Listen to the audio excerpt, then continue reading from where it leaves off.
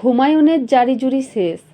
6ই December Babri মসজিদের শিলান্যাসের দিন Saudi আরব থেকে যে অতিথিরা এসেছিলেন তারা নাকি আরবের বাসিন্দা নয়, কাউকে নাকি সাজিয়ে আনা হয়েছে। আচ্ছা, এটা কি যেমন খুশি তেমন সাজোর একটা অনুষ্ঠানের পর্ব? কেননা দুজন যেভাবে ওনারা সেজেছিলেন বা প্রাধান্য দেওয়া হচ্ছিল ওনাদেরকে, মনে হচ্ছিল বাবরেরই হয়তো বংশধরেরা এসেছে। তবে মুসলিমদের একটা অংশ ভীষণ আনন্দ উচ্ছ্বাসে মগ্ন ছিল। হুমায়ুনের জন্য তারা জান দিতেও রাজি। এমনকি মুর্শিদাবাদের সমস্ত উন্নয়ন হুমায়ুনের হাত ধরেই হবে, এমনটাই তাদের বিশ্বাস। তারা আবেগ সামলাতে না পেরে শিলান্যাসের দিন যে যার সামর্থ্য মতো কেউ ইট, কেউ সিমেন্ট, কেউ রড বা কেউ দানের বাক্সে টাকাও দিয়েছেন। কিন্তু আজকে যখন শুনবে শিলান্যাসের দিন যারা সৌদি থেকে এসেছিল তারা আসল নয়, তখন কি হবে? সব কিছু জেনেও কি হুমায়ুনকে মেনে নেবে বাবরি মসজিদের কথা ভেবে?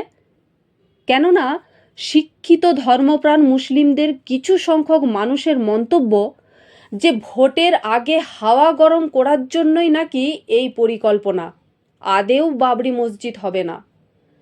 যে হুমায়ুন কখনো নামাজ পড়ে না, সে কি বাবরি মসজিদ বানাবে?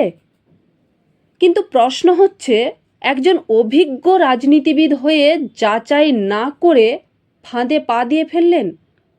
আবার বলছেন কাউকে সাজিয়ে যদি নিয়ে আসে তার দায় আমার না। সিদ্দিকুল্লাহ চৌধুরী জেনে বুঝে এদেরকে দিয়ে এই ব্লান্ডারটা করিয়েছে।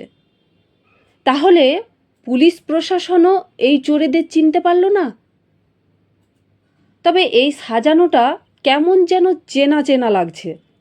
কিছুটা সেই শ্বশুরকে বাবা সাজানো বা জামাইকে ছেলে সাজানোর মতো।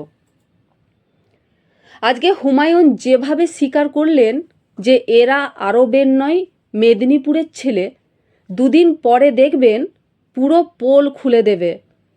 এর পিছনে কে বা কারা আছে সবটাই সামনে আসবে। যেভাবে প্রকাশ হয়েছিল যে কার মদতে হিন্দুদের কেটে ভাগীরথীতে ভাসিয়ে দেবে, ঠিক সেইভাবেই সব সামনে আসবে। তবে হুমায়ুনের মতো পেট পাতলা লোকের উপর যে বা যারা বাবরি মসজিদ করার এত বড় সিদ্ধান্ত চাপিয়েছেন, তারা এখন খুব বিপদে পড়তে চলেছেন। সাবধান থাকুন।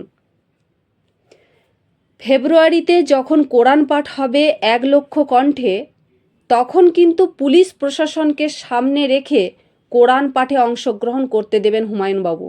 নইলে আবার হয়তো চোরেরা ছদ্মবেশ ধারণ করে সমস্ত আপডেট জানতে যাবে। বিতর্ক মাথাচাড়া দিতেই চাঞ্চল্যকর দাবি করেছেন হুমায়ুন কবির।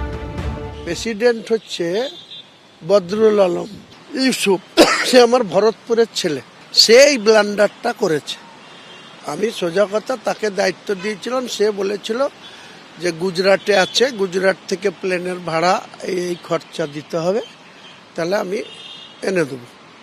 আমি তাকে টাকা দিয়েছি, কাউকে সাজিয়ে নিয়ে এসছে, তার দায় আমার না। আমি পরিষ্কার বলছি, ইউসুফ মাওলানা, কাজেই এটা চক্রান্ত। সিদ্দিকুল্লাহ চৌধুরী জেনে বুঝে এদেরকে দিয়ে এই ব্লান্ডারটা করেছে। যদিও এই বিষয়ে কোনো মন্তব্য করতে চাননি গ্রন্থাগার মন্ত্রী সিদ্দিকুল্লাহ।